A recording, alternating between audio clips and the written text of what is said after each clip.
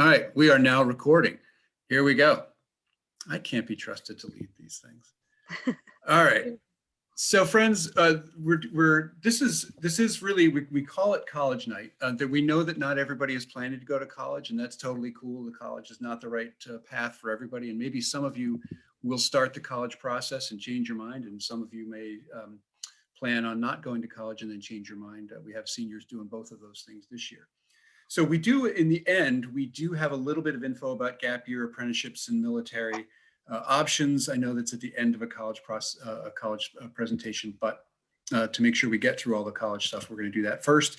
And don't be afraid at all to contact us and ask questions about gap year apprenticeships, military, if that's what you're thinking, if you're not so sure that college is the right path for you, and we'd be happy to help you out with that. So here we go. And one other thing too, just to say, is we'll go through a lot of information tonight, but feel free to make an appointment with any of us, with your counselor to meet, and we can review the steps with you, go through the steps with you, anything at all. We're very much here to help. We love doing that with students and families. Awesome. Okay, so first things first, we're talking about going off to college is the first thing that both students and families need to think about, is whether or not it's time and everybody's ready for that college experience. And so there's a few things you can see. You can read the slides. I'm not going to read it to you, but really this is the process where students should be driving the bus. And so we expect students to be taking the lead, answering all the questions, and contacting the schools, doing the whole process. And so it's really I'm sure that none of you parents watching this have done this before, but in the past year or two or three, we've seen a lot more of this, and it's really a problem. So students not knowing their Common App account, but they have one, not knowing their College Board account, but they have one. It's like, well, how is it that you don't know your login? Oh, my mom or my dad set it up for me. Listen, parents, don't do that. Don't feel like you're taking things off their plate. Don't feel like, oh, I'm just helping. Like, you're not helping. All right, I'm just going to be straight up with you. You're not helping. They should have this information. It's their process. And if they can't handle that, and you have to be doing all of that work, that's a sign that maybe they're not ready to go off to college. And I'm sorry to put it so bluntly, but really, students should be doing the work for this process. So make sure that that they are doing the heavy lifting in terms of all of that work. And again, if students are, if they're hanging out in their bedrooms, they're not willing to engage, they don't want to talk about this process, and you're the one who's pushing and pushing and pushing, they're telling you. If they're not telling you outright, they're telling you by their actions that they're not ready for this. And that's okay. You don't have to go to college right out of high school. So you can take time off and you can focus on other things.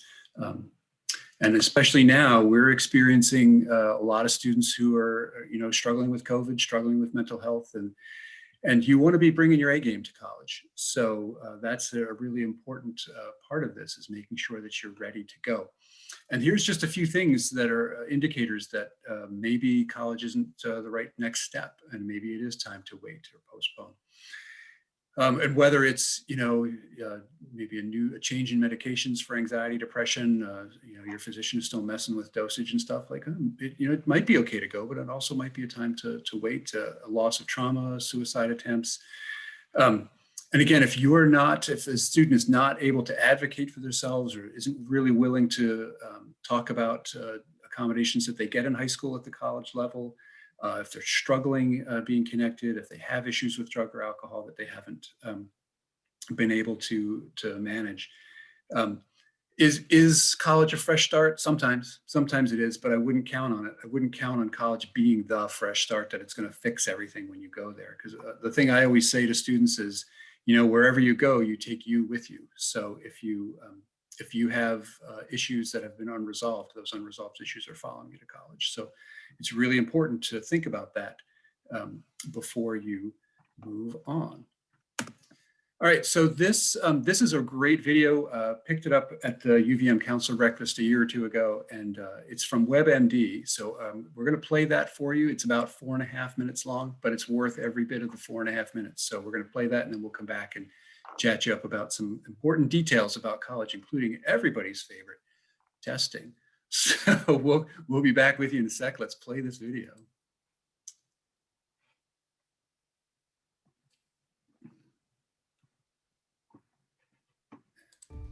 As a parent, there are really sort of 5 questions that you need to ask yourself whenever you think about if my son or daughter is ready to go to college. The first thing is, are they emotionally ready? It's very important for your son or daughter to learn that it's okay to make mistakes. In life, we stumble, we fall. And when that happens in day-to-day life, when there's that breakup or they don't quite do as well on that exam as they thought they wanted to, how does that impact them emotionally? And are they able to bounce back independently and dust themselves off and keep going? We have to be careful as parents not to push our kids too hard or not to expect them to always do everything perfectly. That is not a realistic expectation to have. And a lot of kids will take that on. They become perfectionists. And then it's really hard for them to experience any kind of disappointment or any kind of failure.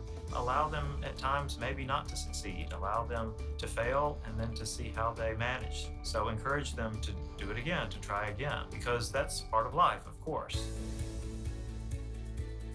Second piece is basic life management. Are they getting themselves up for school or class independently? Are they able to do their laundry? Do they know how to cook?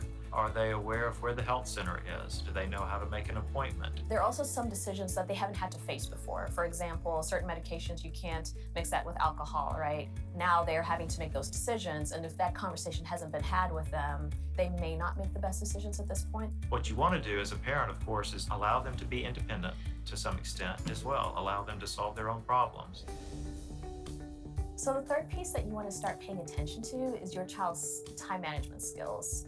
Everything from getting to places on time, planning ahead when they have larger projects that are due, things like that, that once they get to college is only going to be that more intensified. Once you know all your responsibilities and you have those in place, and then you can also fit in the things that you enjoy, the things that nourish you, it's a key piece of quality of life. It's one of those sort of basic life skills that can make all the difference between having a really stressful life and having a really manageable life.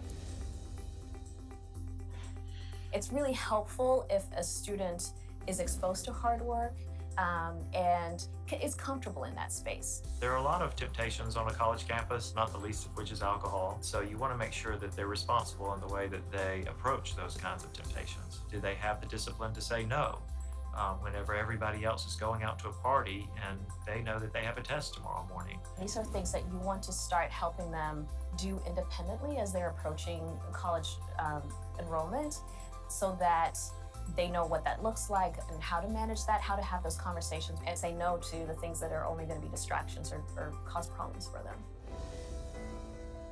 The number one skill that really helps students be successful is awareness of their resources and knowing when to ask for help. The kinds of things that you might be aware of as a parent that may be a sign that the stress is too much would be, for example, are they not going to class anymore? Are they spending too much time in their room sleeping? When you start to see that the stress in their life is impacting their day-to-day functioning, this is where it's okay for you to come in and say, let me help you. Most college campuses now have all kinds of resources, and probably more than most freshmen are aware of. How you can help as a parent is to be familiar with some of the resources that are available on your son or daughter's campus.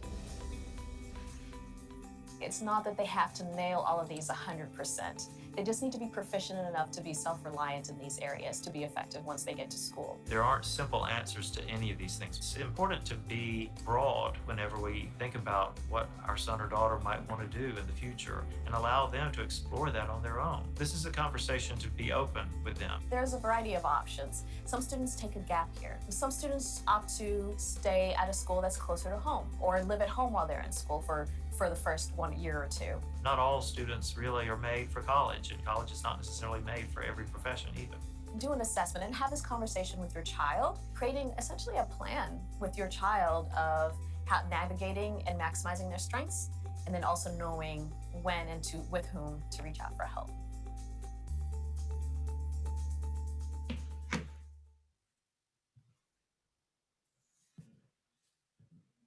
My name's Lauren. I'm a diabetic, and I join Patients for Affordable Drugs. All right, Lauren. Okay, so here we go. Lots of great information in there, and near the end, you heard the one person say that colleges have lots of resources on campus. We'll cover that actually in a little while. So let's move on. And now that we've covered readiness pretty thoroughly, let's move on and talk about some more fun things you should be working on now. All right. So just to give you a timeline, because I'm sure that many people are wondering, what should I be doing now? Wondering where you are, if you're behind or if you're ahead or where you're at. So we just wanted to run through the timeline of what you should be doing now and can be doing now. So number one is signing up for the SAT and the ACT test. And I'll go over that in a little bit in a few more slides. And just paying attention to the registration deadlines that are out there and identifying 4 schools to send the scores to for free when you take the test. So you might as well take advantage of those free scores. And we recommend junior year SAT and ACT, taking that, and then that'll help you study for your senior year one. And we recommend you take both of these this year if possible, and at least the one that you did better on, or both next year. And I guess because I'm sure this is on the forefront of everyone's mind, I know that taking tests has been, finding a test center could be really challenging. And a lot of schools we've heard are actually potentially extending their test optional. They've gone test optional for this year, and they might be extending it through next year. So you'll have to check with specific schools, but just to give you the heads up on that. And we'll tell you a little bit more. And we also have test waivers, and there's 4 application fee waivers available to students with if you qualify for free and reduced lunch. So definitely see your counselor if you want to know more about that. And also using this time to think about graduation requirements and the colleges you're pursuing, and really, really, really challenging yourself next year.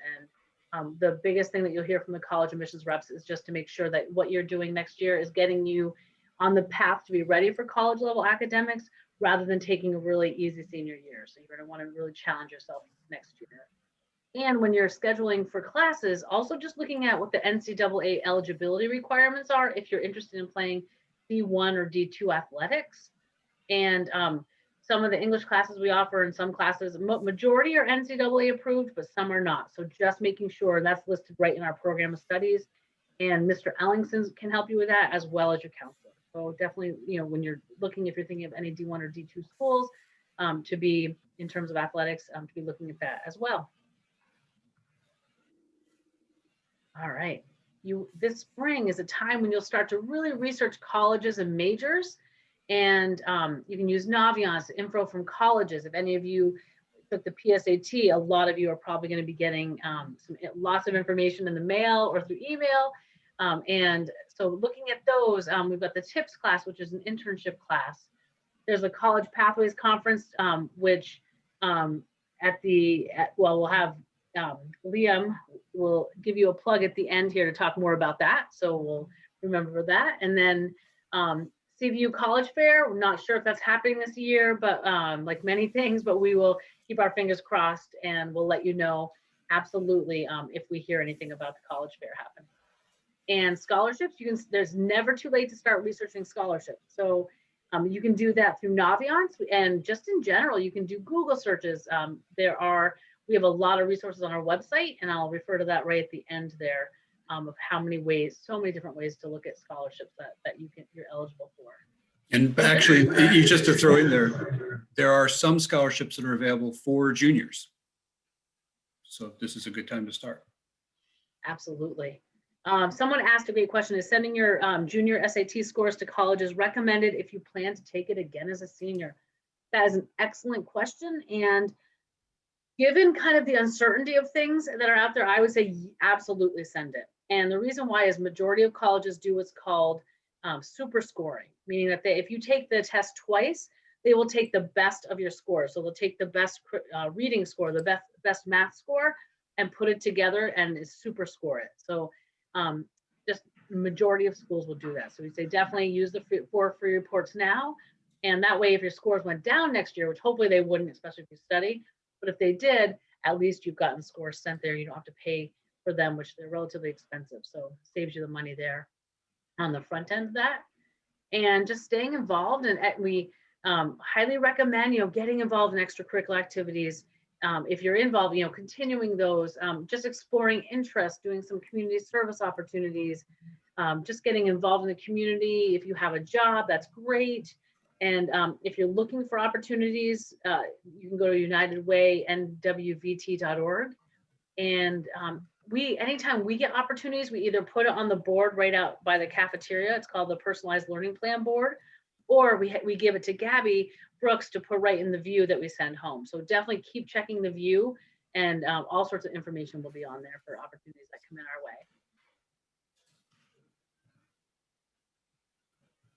Oh, I'm stuck. Hang on, I'm stuck. There we go. Okay. Awesome. All right. So that'll be what you'll work for this year. And there's a form, it's called the Post-Secondary Planning Worksheet, that is on our website as well. And that walks you through all the steps we talked about previously: how to sign up for the SATs and the ACTs, how to look for colleges, how to look for majors. Everything's on there really kind of step by step. So that's the Post-Secondary Planning Worksheet right on our website. And it's in several different places on there. So summer after junior year. And so some of the things you could be doing this summer and working towards right now is narrowing your list of schools to about 5 to 7 schools and putting aside money for application fees. Visiting schools, and again, Mr. Hall will talk more about that down the road, and that's doing whatever you possibly can right now to look, whether that's virtual visits or you can do some virtual campus visits. You might be able to even go to some college campuses, but whatever you can do right now just to explore the schools that are out there. And start thinking about teachers, employers, coaches, advisors, other adults who you would like to write you a letter of recommendation. And we usually recommend 2 to 3 letters, and really thinking about that. And some students will ask their teachers this year, and and some teachers will actually ask students to do that. And others will say, no, wait until senior year. So just be thinking about that.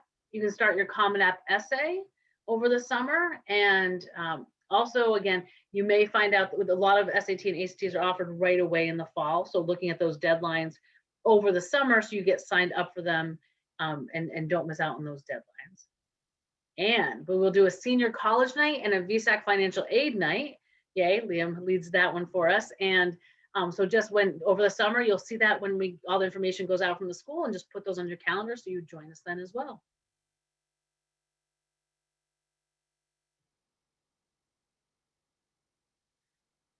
And from all of us, this is important heads up. Every year, yep, see Mr. Hall telling you this is a definite.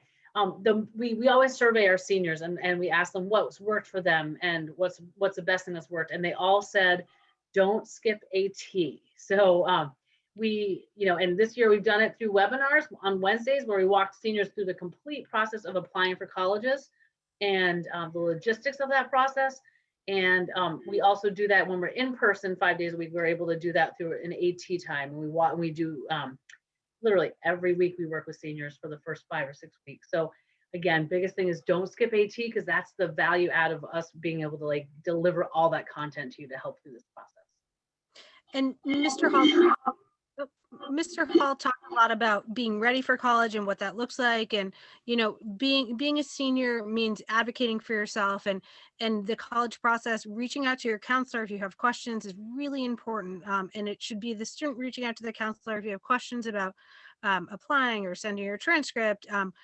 It's your responsibility to be checking in and attending those webinars. And if you have soccer practice or you have work, that's fine, we get it. But then it's reaching out to your counselor or checking out the webinar on our website and making sure that you're staying caught up so that you are following up and making sure that your applications are in, or that you have all your ducks in a row and everything is going smoothly. And parents, if your student doesn't understand any part of the process, it's because they skipped AT. I'm just telling you, we cover absolutely every minute detail in AT.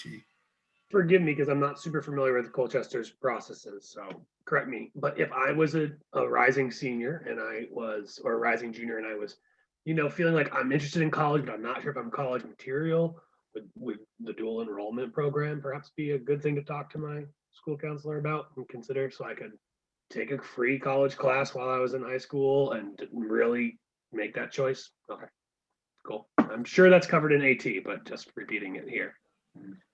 Yeah, absolutely. Yep. Actually, I don't know if we have a slide on that, so I'll quickly put a plug in. Yes, Liam, thank you. All students are eligible for 2 free college classes while in high school. And actually, students can also do a third one that's called Intro to College and Careers that teaches time management, stress management, note taking, just basically how to be a successful college student, which is absolutely helps in high school as well. And that's a free class. I think you could actually even look for the spring to do that, and that does not count towards those 2 other classes. So highly, highly, highly recommend that class. And that's on CCV's website to find it, Intro to College and Careers. All right, so testing, I will breeze through this for everyone. So we've got a lot to cover, but in terms of testing, college entrance exams, there's SAT and the ACT. They are slightly different, and most schools, actually pretty much all schools, accept both of the tests. And about a third of the students do better on the SAT, a third on the ACT, and a third there's not a difference. So we recommend taking both and seeing which one you do better on. And it's best to take both tests with the essay. And actually, the College Board is going to be doing away with their essay in June of 2021. So up until then, we highly recommend taking with the essay, so at least you have that score. And again, you can check with specific colleges and universities to confirm who requires what. And all right, Mr. Hall, good one. Cool. Testing recommendations. Again, we recommend, a lot of testing is just the actual act of taking it and getting comfortable with the test and really understanding what is expected. So take as many practice tests as you can. Burnham oftentimes offers them. Bookstores, BSAC Resource Library has books. We have books in our library. If you took the PSAT, all of you have access to Khan Academy and the free practice guide. If you link up your PSAT scores with Khan Academy, and that's like that used to be like $1,000 to do that, and now it's free. So, and again, we recommend you take both this year, and then at least the one you did better on next year, if not both again. And just plan ahead, because this spring can be a lot of testing. So really looking at, grab a calendar and kind of draw out all the pieces to really make sure that you're not overbooking yourself throughout the spring and everything's planned out. It'll decrease your stress a lot.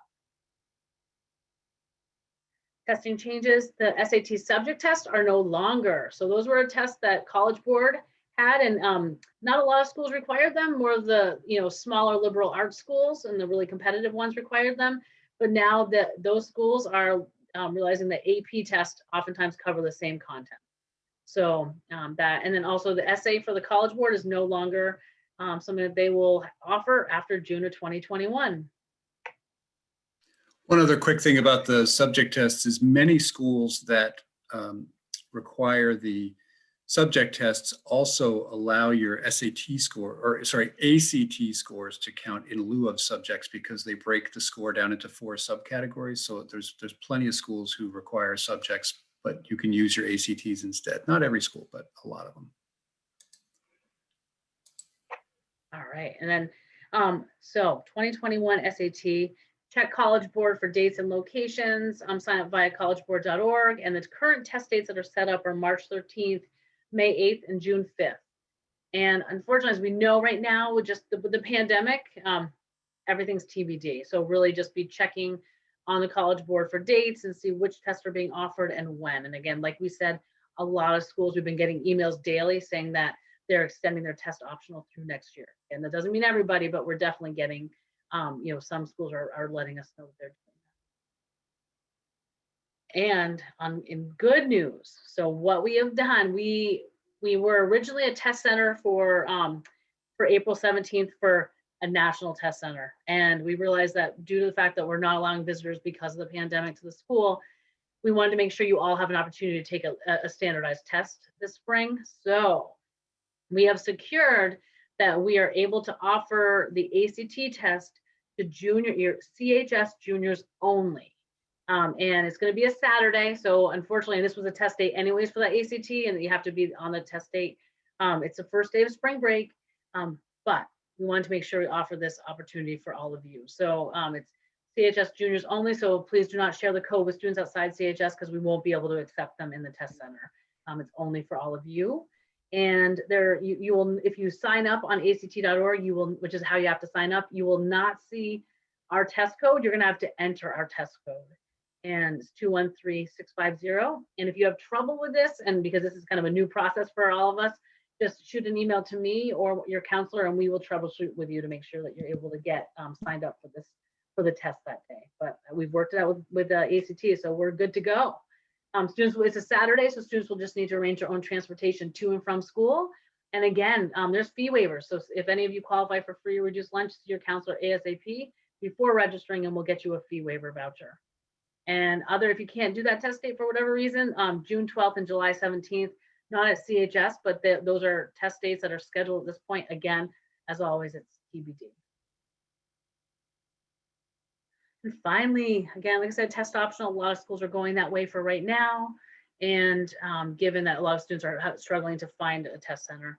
And a lot of schools are very well rounded in their admissions requirements or how they're looking admissions criteria. And it's just one factor for test scores. So a lot of times they'll take rigor of the courses you've taken. That's the biggest one. You'll hear that in a couple of weeks during our college panel. You'll hear, grades, essays, recommendations, extracurricular activities. And for those of you who may just struggle in testing, and if there's a huge list in general at www.fairtest.org of schools that are test optional. So feel free to take a look at that. All right, planning for senior year. So we are doing a bunch of home bases in a row that we're going to be talking about scheduling classes for senior year. So we've had students check out the program of studies. Then we're going to be talking about your credit checks and what the A-Day, B-Day grid is going to look like. And then we'll be doing electronic registration. So that remember, when you're planning your schedule for senior year, you're going to be thinking about what colleges are going to see. So that most often think about how colleges are going to be looking for course rigor. So they want to be making sure you're going to want to be making sure that you have a challenging course schedule. So in other words, are you continuing to challenge yourself and taking the highest possible sequence that you can be taking? Are you continuing with math? Are you continuing with science? And Mr. Hall, you can actually go to the next page because I think that helps with what I'm saying. So is the level of math you take or that you're taking, is it challenging, or are you kind of just going with the flow? Are you considering taking a 4th year of lab science? If you've taken physics, are you also taking a full year of chemistry, and vice versa? Are you continuing with your world language? What about dual enrollment or VHS? We talked about that a couple minutes ago. If you have room in your schedule, have you thought about using one of those vouchers? You get to take 2 free classes in college in Vermont. The summer after your sophomore year, you get to take 2 classes for free at college level. And that counts for CHS credit and college credit. Try it out, see what it's like. Or maybe you could take a virtual high school class. Maybe there's an interesting class on there that you're interested that could be great for you. Make sure that your schedule is full. We've seen students not get into schools like UVM because they didn't think the schedule that they had was rigorous enough because they had too many study halls, or they dropped something, or they just didn't have that full senior year going for them. Since you talked about dual enrollment again, I just want to answer one of the questions that popped up. The question is, if you take advantage of dual enrollment and you accumulate a bunch of credits, what does that mean for your status entering into college? So first of all, the dual enrollment program only allows you to take 2 college classes. So the most you'd be able to get would be 6 credits, or 8, depending on the college. Like St. Mike's, all their classes are 4 credits. So it wouldn't bump you into a different category in the college level. But if you were to do, say, the 2 dual enrollment classes plus then do a year of early college, you'd have a lot of college credits. But the reality is, I think for most, I can't say for 100% all, but for most scholarships and other awards, if you don't have a high school diploma, you are still considered a first year entering college student. So, and that's all based on whether or not you have your diploma. So that's the short answer there. I think it also buys students time when they are students. It can help build confidence, can help them get used to systems and college processes, which is great. It's like learning on the go, low stakes. It doesn't cost anything. And when they are college students, if they choose to pursue, it gives them the great opportunity to take 12 credits and not 16 credits because they're not in the same rat race that some of their peers are going to be in to graduate in 4 years. So it's just feedback I've heard from a lot of the students I work with. So here's what we suggest, the recommended course of studies for admissions to colleges, and CHS does a really good job plugging this in anyway as graduation requirements. The exception to that is world language. 4 years of English, we require that a full year of credit of English every year anyway, 3 years of a lab science, 4 years of math. We encourage students to take a credit of math every year, 3.5 years of social studies, 3 years of the same world language. We don't have a language requirement, but we really encourage students to take at least 2 years of the same world language. A lot of colleges like to see 2 years of the same world language. Some colleges are fine without it, but we encourage students to continue world language and have at least 2 under their belt so that they can have that at least as a safety net. For more highly competitive colleges, we just bump it up a little bit, and as you can see, it's a couple more years of each. And so for math example, there's calculus included, especially for things like if a student's interested in going into business, if a student's interested in nursing, that math and science becomes a little bit more important. Or if someone's really interested in saying, I want to be a French teacher, then, you know, that language piece is going to be more important as well. So this is a really old letter, and we tend to not get as many letters in the mail. We get emails more often, but the lesson is still the same. But it's a letter from UVM that they have significantly increased volume of applicants, which we've really seen quite a change. And Mr. Hall can speak to this over the past 10 or 15 years or so, that it's just become a lot more competitive, a lot more challenging to get into UVM, and admitting students with much stronger academic records and senior grades. It's not an easy school to get into anymore. And we just want folks to be aware of that this is not a school that people just can have as a safety school. So please just know that going into the college application process, a lot of students are thinking that they can kind of have a lightweight senior year, but you really do need to have a challenging senior year. UVM is noting that they really like to see a challenging senior year. They're wanting to see AP exams. And there's 2 numbers at the bottom that we have here. And I'm wondering if anybody, you can put up in the chat, or you can put in the Q&A if anyone knows what the significance of these numbers are, 1275 and 3.7. Does anyone know what those numbers are in reference to UVM? Bueller. We got one. We got one? And they got it right. Yes. Yes.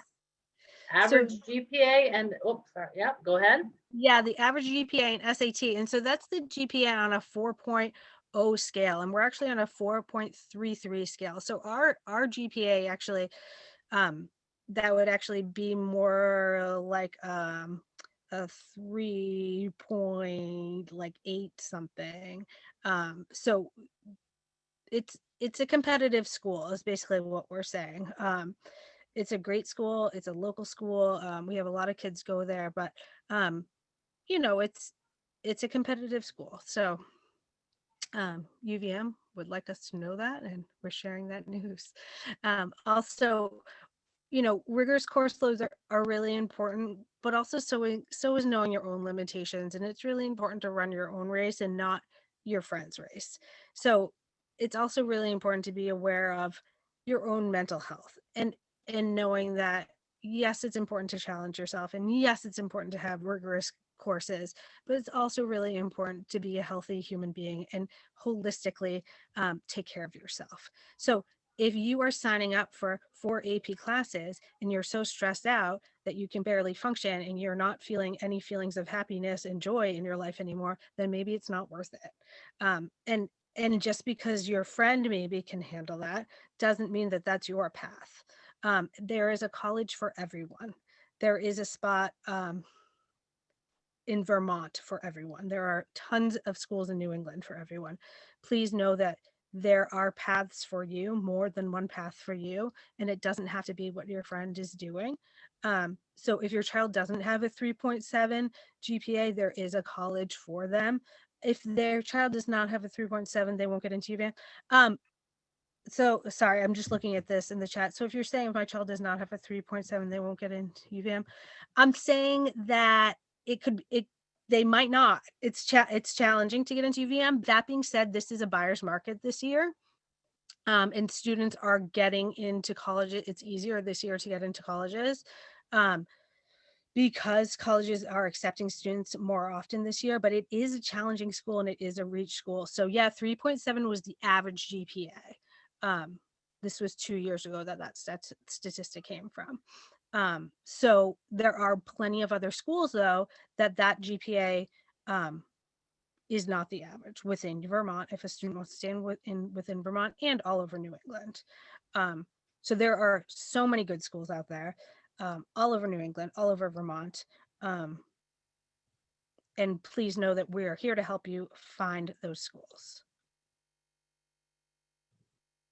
If you have a student that has their, part of my job is I work with students through the end of their first year of college, sometimes into their sophomore year. And often I'm working with students who attend the Community College of Vermont to sort of maybe undo some damage or jumpstart their academic trajectory a little bit. And it's by no means a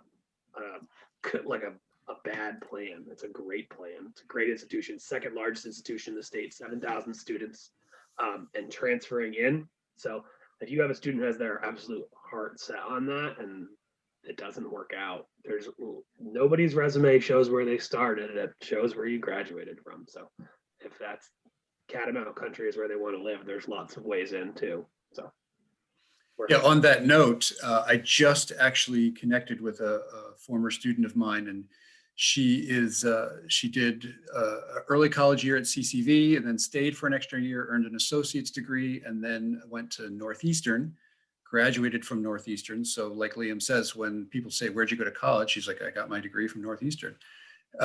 And now she is working in the office of the Inspector General in Boston. So using her internship that she had in college, and got a great job. She's doing something she loves and she's really excited about it. One other question that came up in the chat before I start talking about college visits is what's our outlook? What's our crystal ball for 2022?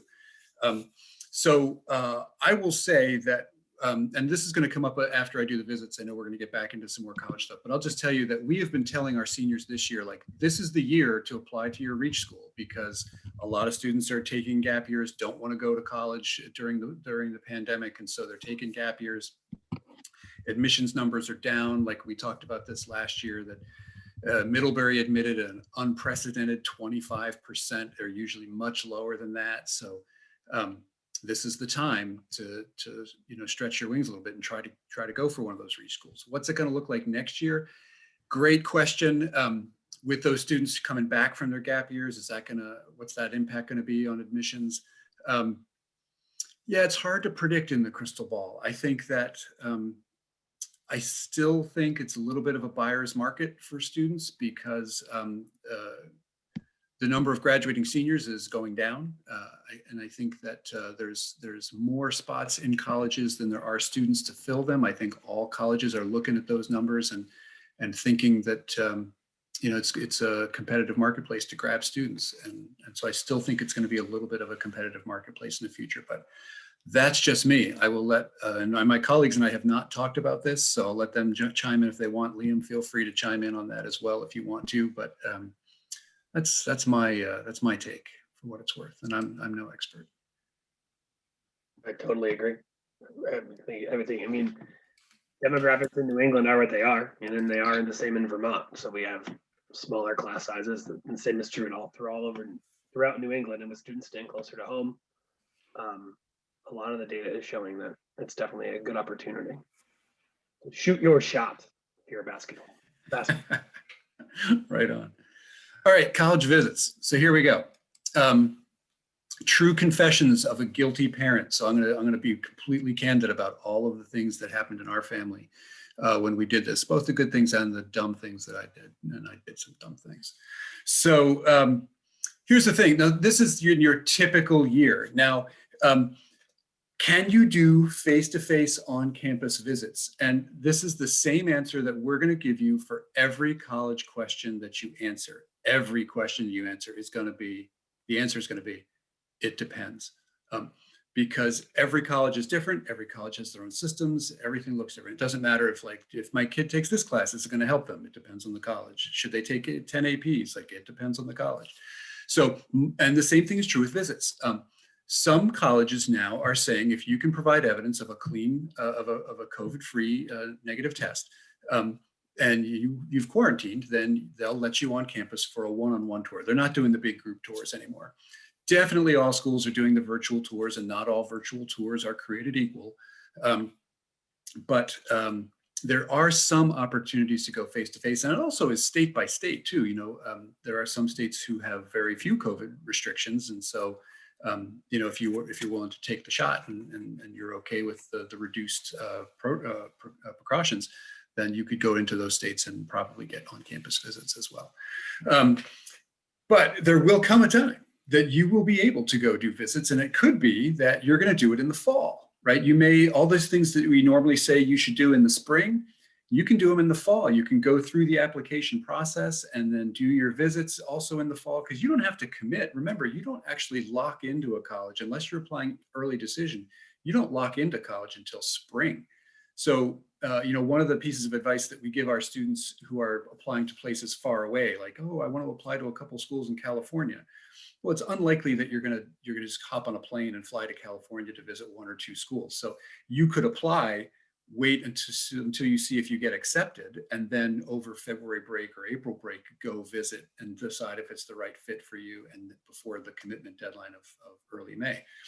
So same thing is going to be happening here. You could do your visits in the fall once everything is cleared up and we're all vaccinated and everything's good to go. So I'm going to talk to you like you are going to go, but I'm also going to throw in a few modifications based on the pandemic.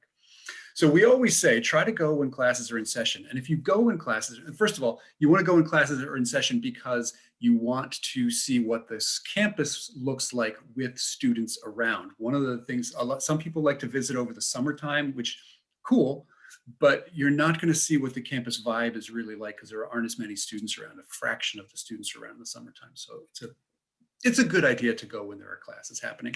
And it's also really nice to sit in on a class in an area that you're interested in, just to get a sense of what it's like. I know this is a long shot, especially now and in the pandemic times, and maybe even post-pandemic, that's probably not going to be super likely, but see if they'll let you stay overnight in the dorm. And for students, that's more likely than it is for families, but sometimes individual students get to stay overnight. And at the very least, you want to look at all the housing options, right? And so I know that usually they like to show you the brand new dorm, the one that they're super proud of that just got completed last year, and they try to push off the side the one that the first year students actually live in, which is the oldest dorm that you don't want to see, which is what happened to my son when he went off to school. We got the tour and we saw the brand new Tajma dorm that was gorgeous, and then when he actually moved onto campus, it was the oldest dorm and that was slated to be demolished like the year after. But whatever. And so the other thing too is when you're looking at housing, like figure out what the situation looks like, singles, doubles, triples, you know, and if it is a triple, is it a real triple or is it a double with an extra bed? Again, in my son's room, he had a double, but 2 doors down, there was a triple, and it was the same size room as his. They just tucked an extra bed in there. So, but I have a student right now who's on campus in a triple, and it was built as a triple, and she's really happy, and she loves having 2 roommates, and it's a good, they have a really good setting, and it's a cool thing. So triples can work for some people and for some not. So you just want to see what that is like. If you're going from out of town, it was a while ago, it's been several years back when gas prices were monumentally high. We had a college in Maine that was offering up a gas card, a $50 gas card, or they would pay for a night in a hotel if you visited. So I haven't seen that in a while, but you never know. So again, the worst thing that these colleges can say to you is, no, we're not doing that. So, but it's like the lottery, you can't win if you don't play. And so if you don't ask, you never know. Same thing, if you're on campus, ask for a meal voucher. Again, worst thing they can say is no. You'd like to know what the dining hall food is like if you plan to live on campus, and sometimes they can be persuaded. And again, not to be a jerk about it. Don't be a jerk when you ask these questions or do a tour. But again, it is a bit of a buyer's market, so don't feel ashamed about asking these questions. I mean, these colleges have a vested interest in getting you to go there, so ask the questions. Okay. Maximizing your visit, take the tour. It's more than likely you're going to get a student guide that's their work study job, and they're going to give you a tour. But I'll tell you, Ms. Pastore had a former student of hers who was at UVM, man, she was the best tour guide on the face of the earth. She just had a great experience at UVM and loved giving tours. In fact, she loved it so much that admissions was like, you've got some game, you should work in admissions. And she's like, I'm kind of thinking I would like to be in admissions. And so it actually was an interesting career path for her. And so she just loved doing tours and talking to people and talking about what school was like and all that. So take the tour. Whether or not you do actually take the official tour, definitely talk to students. And I know for you students who are here, this is a super hard question for you. And my son and I butted heads on this one because I was like, go talk to them, find out what they think. And he was just like, Dad, you're an idiot. I'm not going to go do that. But it's important because what you want to know is like, are the students there? Do they like their classes? Do they like their professors? Do they like the setting? Did they start there? Did they transfer in? Why did they decide to go to there? Are they happy? Like, these are all good questions to ask. If you just walk around and you see people like everybody seems like they're happy, well, if 4 out of 5 people that you pass were planning to transfer out, then you wouldn't know that if you didn't ask. So these are really important questions to ask, and I'm going to give you a little bit more insight about that in a minute. Also, check out all of the campus resources and the hours of SAME. So I know I sound like an old guy, and I am an old guy when I talk about the library and the computer stuff. But there were computer labs when I went to college. They don't have computer labs anymore. But what's the Wi-Fi like? And you would think that that's a dumb question. And 10 years ago, when my son and I were visiting, and my wife and I, we were all visiting college campuses, it wasn't as good as it was. And so we were on an Ivy League college campus, and we were thinking, my dad's like, dude, the Wi-Fi is probably fine. I was like, so tell me about the Wi-Fi. And sure enough, Wi-Fi was pretty good out in the open and in the academic buildings, but in the dorm rooms, it was all hardwired. You had to have an Ethernet cable and plug into to get in computer access because they didn't have Wi-Fi in the dorms.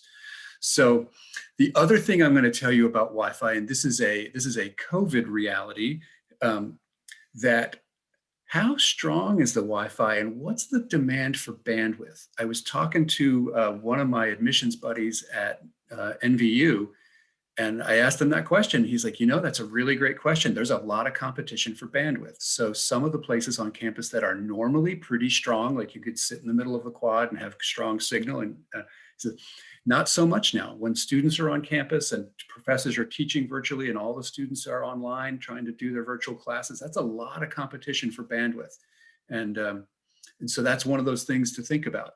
And also, that is another question that you might want to ask. You might want to ask the people on campus and students as well, like, what'd you do during the pandemic? What was this campus's response to pandemic? Like, did students have to live in their dorms and take so you were on campus, but you weren't really living the college life because you were stuck isolated in your dorm room? Was there some moderate sense of normalcy to that process? There's all good questions, and I know we're running short on time, so I want to get through all of it. So these are all important questions that you want to find out. Tutorings and support centers, mental health supports. Again, our friends at UVM are doing a ton of work on that. And again, we talked about readiness, like are there support systems in place on campus? What does that look like? The gym, the student center, what activities are at the student center? Is it just like one pool table for 6,000 students, or like what does it look like? And then the library hours, the other thing is like, what's the library like during finals? Like, do they have 24-hour library during finals? Do they do 24-hour library services every day of the week? All of those things are really relevant. Campus placement office, whether you visit the campus face-to-face or you're just doing research, make sure you find out how many graduates are placed, how many are placed in their major, what companies come to campus to do recruiting.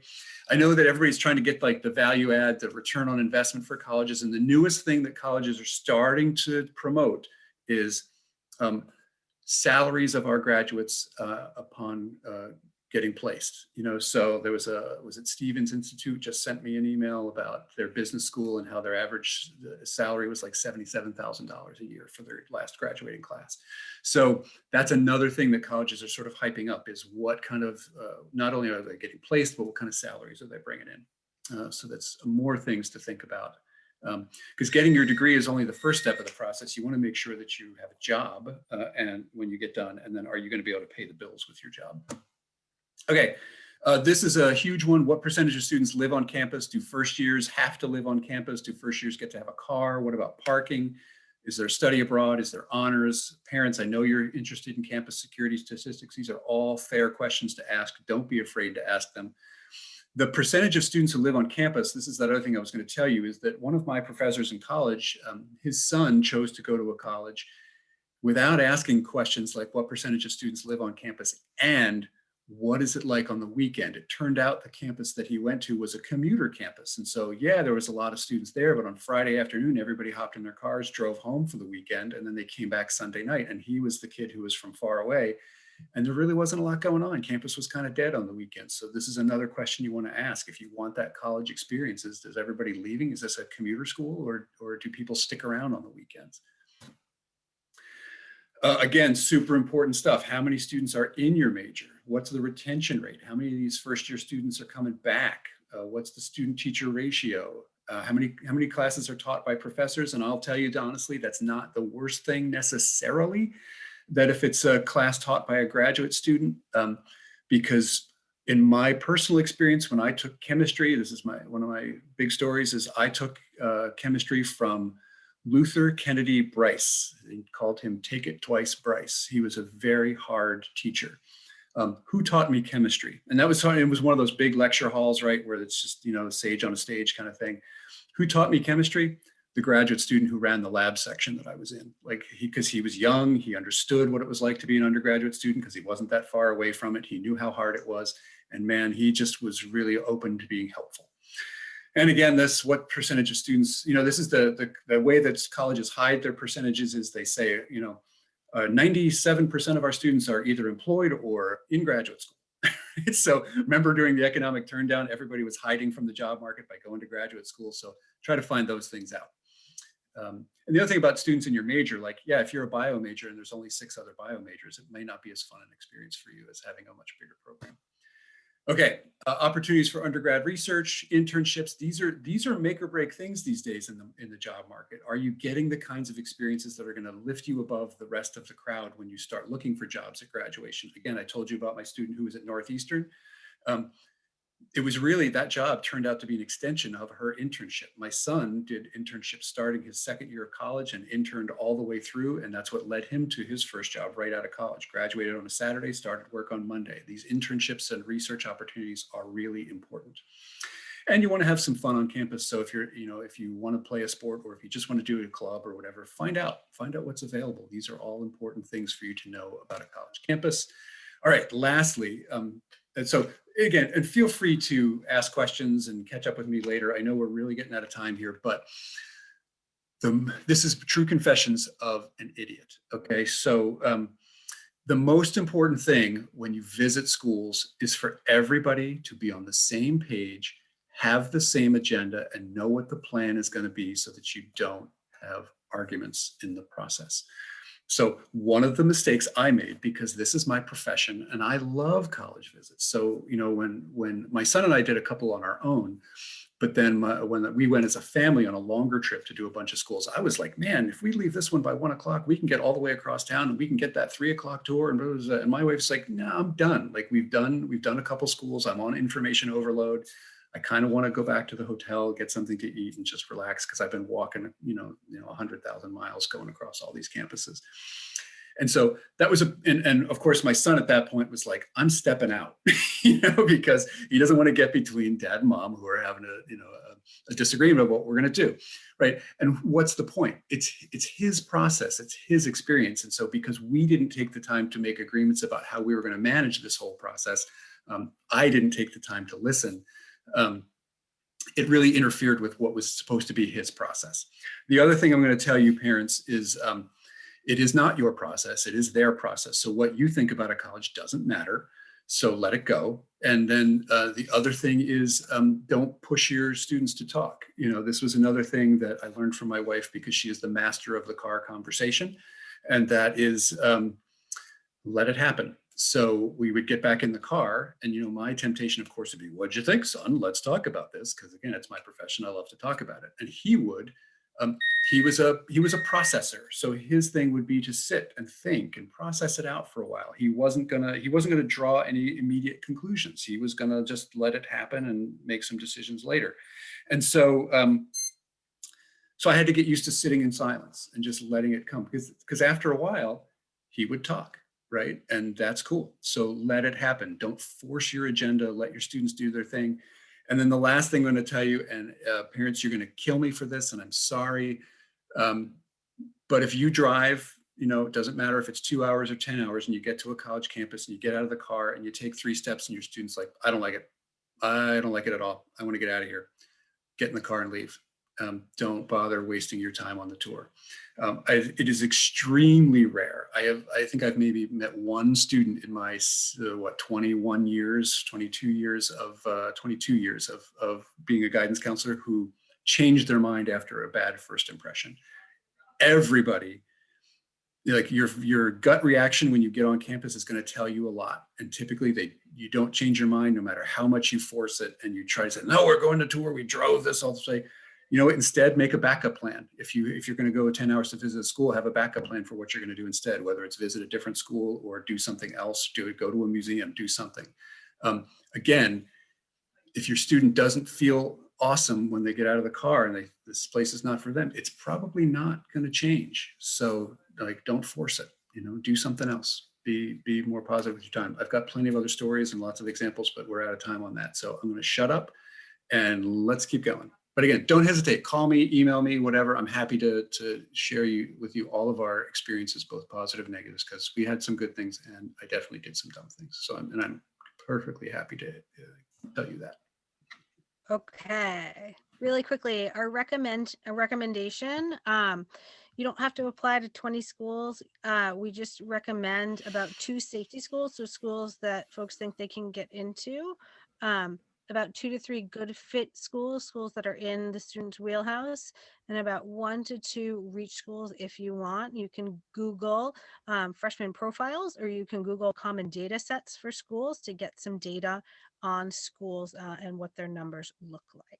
And Ms. Moran, real quick, I just want to also put down, yeah, exactly, like an example for a school that, like, say you looked at Northeastern and you saw the your demographics, like test scores or GPA, and you're like, I'm right in the range or I'm above. The reason why we talk about volume of applicants is you want to make sure, like, look at the percentage actually admitted, and that just kind of helps figure out kind of reach school versus safety versus good fit. So just because sometimes the volume makes it a reach school just by sheer numbers of people who are applying. Yeah, thank you. Yeah. Yeah. Cool.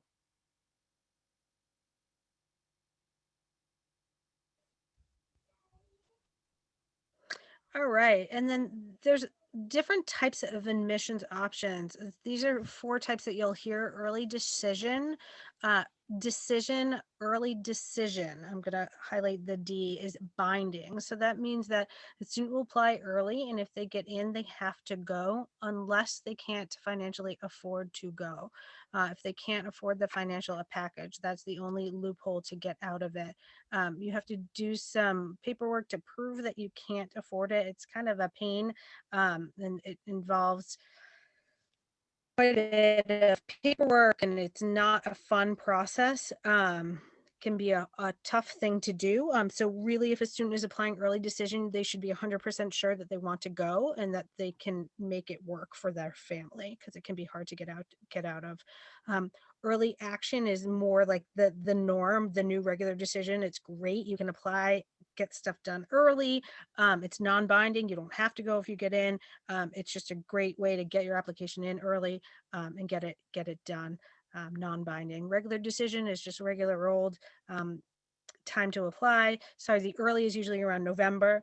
Regular is usually around January. So again, the early around November, but every school is different.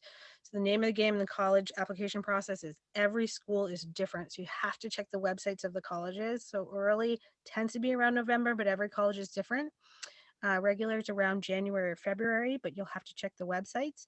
And rolling admission means that it's kind of whenever, first come, first serve. So whenever you get your application in, they tend to get back to you within a few weeks. But once a program is full, it's full. So students that are applying to school with rolling admission, you'll want to get your application in as soon as you're ready. The Common App is something that you'll hear us talk about quite a bit. That's something that we'll talk about senior year, but basically it is an application that students can apply to multiple colleges at once. It's over, I think over 700 schools at this point use the Common App all over the US. So it's a great tool that you can apply to multiple colleges, and we'll talk to seniors about making a Common App account in the beginning of senior year. Apprenticeships. This is something that if you folks are not interested in college, we're more than happy to talk to students about apprenticeships. If you're interested about becoming an electrician, going into childcare, line maintenance, plumbing, diesel mechanic, machinist, it's so cool. There's so many options. You learn on the job and you get paid. It's so awesome. Through the Vermont, check out my brain, the DOL. Yeah, Department of Labor. Department of Labor. Thank you. Vermont Department of Labor. Check out their website. You can check out the sponsors that do it. But what an amazing way to learn a trade and get paid. Jump right into it. We're more than happy to talk to folks about that. Come see us.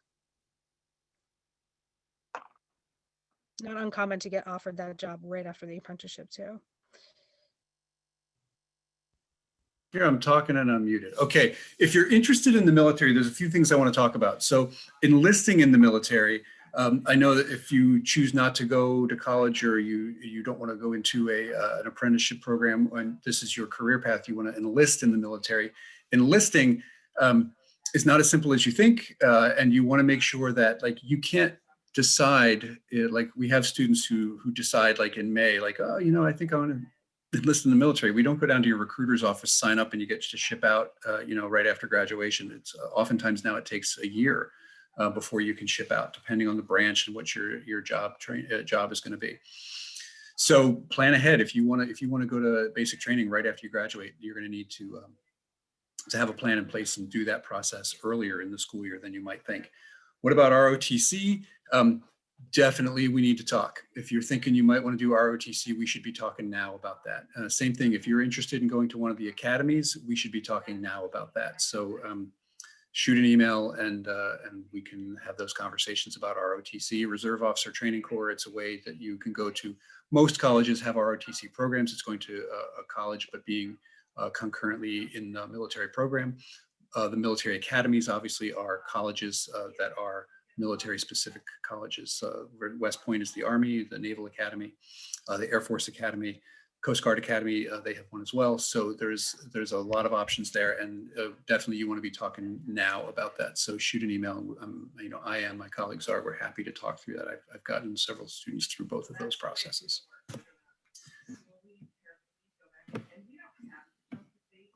Okay, and real quick, gap years, if any of you want to talk, look at more opportunities for taking a year between high school and college, and potentially you can actually apply for college next year and then defer. A lot of colleges will give you the opportunity to start later on as long as you've put a deposit down. But we've had a lot of students take advantage of gap year opportunities where you're traveling and you're doing community service or different opportunities. So this is on our website, and just a plug for our website, we have all sorts of resources, financial aid resources, college and career prep resources.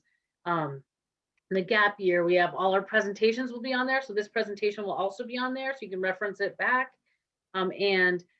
Please definitely take a look. We've got all sorts of strategies for doing well in school, loads and loads, and a mental health and wellness page that we added as well. And the We Matter Here team puts a lot of things on there and just in general. So please check out our website. And a couple of questions just came up. Can you do the 2 free college classes over the summer? Absolutely. That's a great idea. It's actually a really, really good time to do it. And then same with, can you start your Common App over the summer? Absolutely. So, and usually August 1st is when it transitions to be able to begin the next year's Common App. And I think that's a great time to start. And friendly reminder, in 2 weeks, we will be, February 11th, we'll have a panel. We'll start earlier, 6:30 to 8.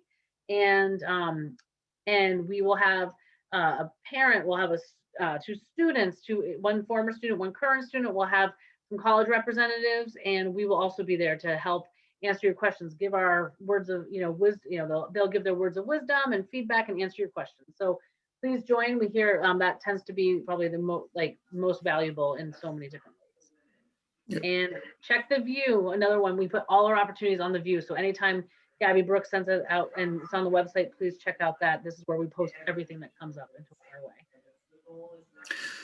And I know I put it in the chat, but I'm happy to stay on for a few extra minutes and admit my foibles as a parent taking a student through the process and share some other parenting advice for you. That there's a few things that we didn't cover, and I'm happy to share those if you want to stick around. Thank you, If not, everybody. thanks everybody for coming. It was great to Yeah. have you all here. We appreciate your being here. Thank you. That was great. Thanks, I'm everyone. going to stop the recording now.